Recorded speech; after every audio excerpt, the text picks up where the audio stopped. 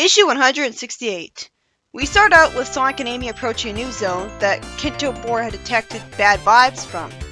Cause he can do that now. Again, why is Amy calling her friend the Kintobor computer? That's insensitive. He doesn't want to be a computer. And as Tails asks Sonic if they're coming to the fireworks display tonight, at first I saw what I thought was Eggman lying on the ground in front of him. But no, that would have actually made sense in universe for the characters to do. Instead, he's probably just an effigy from Eggman Effigy Burning Day. Sonic ditches Tails without even an apology, saying, "See you later, Pixel Brain." You know, Sonic used to call him Pixel Brain for good reasons. He wasn't being that stupid here. They go to a parallel zone where citizens are preparing to burn Sonic in effigy. Then they all panic and start running away because they think Sonic is their evil King Sonic. I could tell I love the story from the title page alone. This is so nostalgic to me with my memories of Archie and their parallel counterparts to the heroes. What a scenario, showing that they weren't guaranteed to turn out the way they did just because they're fictional characters. What do I bet Fleetway does this Scourge better than Penders did? The citizens say that Sonic hasn't gotten his guards with him, and one of them says this might be their chance to get rid of the evil dictator. Then they start throwing rocks as one of them says that even Amy's joined him. So I'm expected to believe this is a universe where Sonic went evil but not Amy?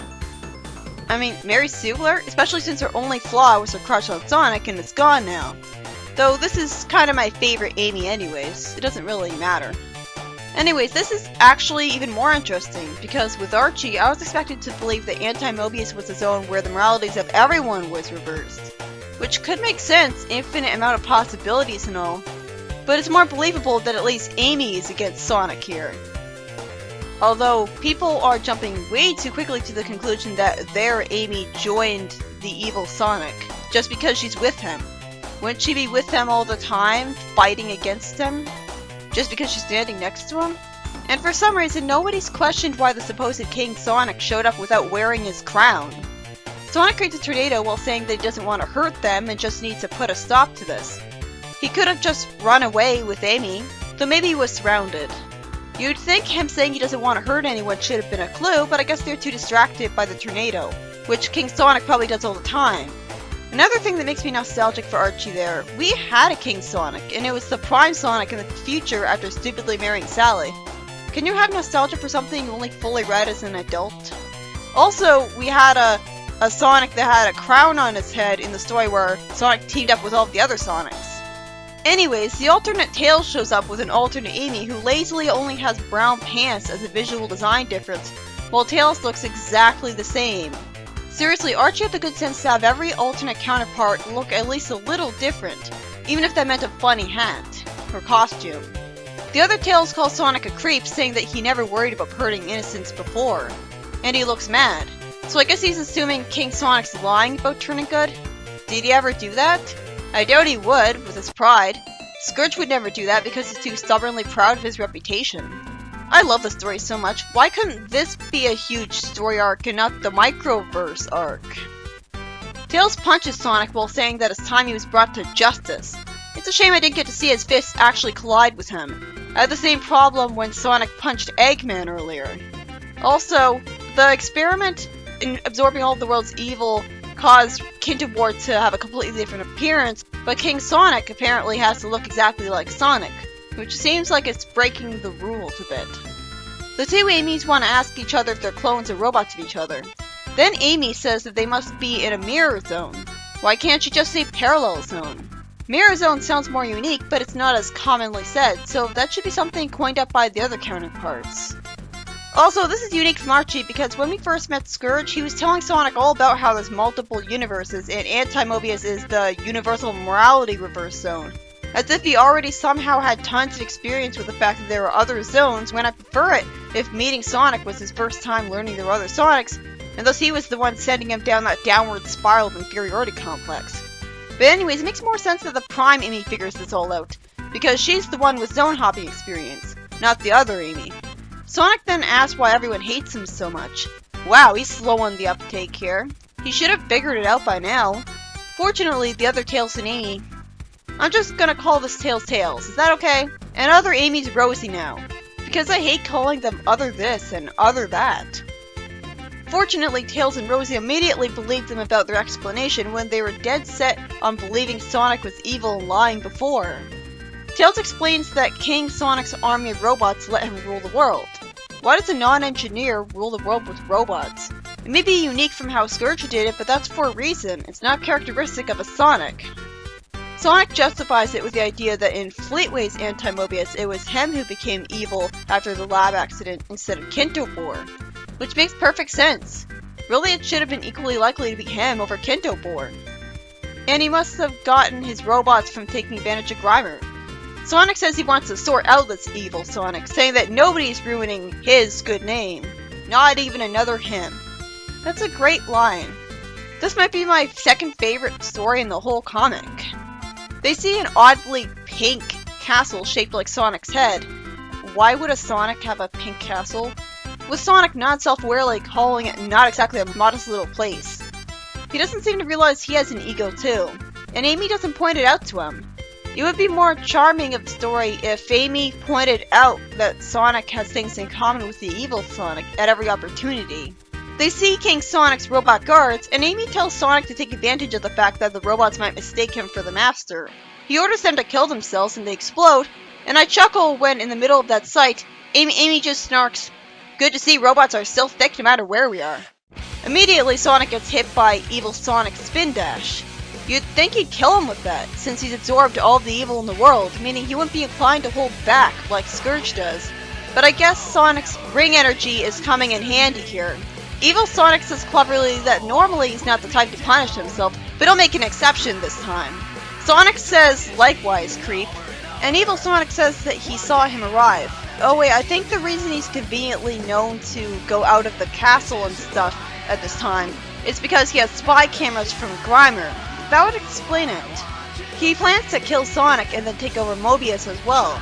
Then Sonic says that he thought only movie villains bragged about their plans of, "You talk to Eggman all the goddamn time. Why are you surprised by this by now?" So like Sonic talks to the villains. He brags all the time, and yet Amy never points out that he has this trait in common with Evil Sonic. Sonic runs around Evil Sonic in a circle of super speed as I admire his red cape and his unique gold crown that look a lot nicer than whatever was on King Scourge's head. I like how confident Evil Sonic is. He's so similar to Sonic and it makes perfect sense. Predictably, since he has his powers, Evil Sonic counterattacks with a tornado and sends Sonic flying. Then Evil Sonic hits Amy and Tails and says that Sonic lacks a killer instinct. Why is he saying this when I know he couldn't have actually killed them with those attacks because the comic doesn't have the guts for that? I mean, if Evil Sonic likes killing, why didn't he use his super speed to run at them and break their necks years ago? That'd take 2 seconds. Like, a villain with super speed would be really menacing because of how easily he could kill people. Well, actually, that might be too easy for him. And I can imagine Sonic's the type who likes to have fun by having a challenge and an exciting fight. So yeah, maybe that does make sense that he'd keep them around to toy with them. Just like why the evil Knuckles did that as Interjack and Archie. Also, maybe there's a reason that we're only seeing Rosie and Tails around. Evil Sonic says Sonic will get tired eventually, and then he'll finish him. I'd like to point out that when Sonic first met Scourge, Scourge didn't get determined to kill him. He just wanted a fun little race to see who was better. Almost like Scourge has more depth than you'd expect of an evil twin. While I doubt that was intentional on Pender's part, it was still great writing regardless. And so is this, because he absorbed all the evil ever. Of course this Sonic's eviler than Scourge. Sonic, who's getting pummeled of course because he holds back, thinks that he just has to push him a little more. Then out of complete nowhere, it turns out that Evil Sonic's super form is a good peace-loving hippie, even though he absorbed all the world's evil, so there shouldn't be any good in his soul at all. It's not established that this is a world where chaos energy works differently. Chaos energy is supposed to be like kind of destructive and chaotic, and so making him evil as a super form would make sense. At least with Sonic turning evil when he's in a desperate situation, it makes perfect sense because that increases his chances of survival because he's not holding back anymore. Here it's more like Evil Sonic's inner conscience, his soul is kicking in. Which also kind of makes sense and is a refreshing twist, but how is that his super form? And Amy says that was Sonic's idea all along. How could that was some lucky assumption. Super Evil Sonic says that he likes fireworks, and he says he kind of likes being mellow yellow. You mean this has never happened to him before? Well, that makes sense too, actually, because the Fleetway anti-Mobius doesn't have an opponent for him as worthy as Sonic, so he was logically never driven to this kind of brink before. But again, it's weird because when Scourge went into his super form, he certainly didn't become good. Rosie says that she's sure Techno could design something to keep him as Super Sonic permanently. Also, notice that it's implied this is who Evil Sonic really is, or who he used to be before he absorbed all of the world's evil. When this Sonic turns super, he reveals his true self, not the person he acts like all the time. And yet when Sonic turns super, people act like that's not his true self at all. Sadly, the story ends with the heroes deciding to leave, with us not getting to see any more of the anti-Mobius in this comic. It really is a shame because I'd much prefer for a huge story arc about this. I mean, Evil Sonic being just pure evil isn't even boring writing because it's totally justified for him. I would have loved to see Kintobor being good in this world, not the AI Kintobor either. Like, that's another thing about the inconsistent rules. Sonic should be an AI like Kintobor in this zone, because Kintobor was separated from Eggman, and it was the AI and Eggman. Shouldn't the same situation happen here, where there's Sonic, who was made evil, and then his original mind was separated into an AI? Why did the rules work differently here? Lou Stringer wrote this, and while it really is a waste that it ended in just one issue, one short story, this is such a fantastic story. This is easily my new favorite story next to the one with the evil clothes. Having an evil Sonic makes perfect sense when he became evil from absorbing all the evil in the world, in an experiment that he was equally as likely to become the victim of as Kintobor. Every time I thought of a plot hole, there was a logical explanation. Why did evil Sonic not kill Rosie and Tails already? Maybe he just keeps them around for a sadistic challenge, like Janika Enerjack. That's certainly something the easily bored Sonic would do. And I can imagine if Sonic was more unscrupulous, he would intentionally keep Robotnik in power just so he could keep having fun fighting his robots. Plus, who's to say he hasn't killed freedom fighters already, considering that we only saw 2 of them here? Why does evil Sonic use robots when that's just an Eggman thing and not characteristic of him? Maybe Grimer makes them. Too bad we don't see that. But we don't have to have everything explicitly told to us, we can think for ourselves. It would be really nice to get to revisit this dimension. Why did Evil Sonic know they came here and know to show up outside of his castle? Well, he probably has spy cameras like Eggman does. And he's defeated because in the reverse world, his super form works in the reverse by bringing out his inner good. Like Flynn tried to have something like that where when Sonic gets out of super form, he feels great, apparently. But when Scourge gets out of super form, he's exhausted. But the problem with that was, it was never even so much as hinted at that when Sonic went out of super form, he still felt great. Which doesn't even make any sort of sense. He was exhausting all sorts of energy in himself. And when Shadow ran out of energy in his super form, he fell to Earth exhausted. So that kind of contradicts the rules there. So he was trying to establish Scourge's super form works in reverse, but not going far enough. It's in reverse in a concept that we never heard about before, and it's very minor, and he's still evil as Super Scourge. I was wondering where the old good Sonic was, since Kintobor was separated from his body when it became Eggman, and it turns out that it was in a super form all along, which never manifested before because he never faced such a threat as Sonic before. Which is kind of arbitrary, but it's good. I guess it's brilliant. There's only 2 problems I can think of, and they're just nitpicks. One, I really wish we got to see more of how the planet was improved with the Ultimate Techno making him stay in his good super form. Like, in general, we should get to see a lot more of this place. Like, see stories about, like, how Kintobor was fighting against Sonic. Like, I would have preferred seeing stories about this world than maybe in Techno zone hopping for contrived stories. Instead, half of the comic was wasted on worthless reprints that people should have hit their heads together for thinking we're okay to waste the comic space on. Seriously, why did they even do that? So the super form is going to be a limited time only thing. So for all we know, his super form ran out on her and he killed her. We'll never know because we never got to see him being made super permanently. so it doesn't entirely feel like a conclusive ending.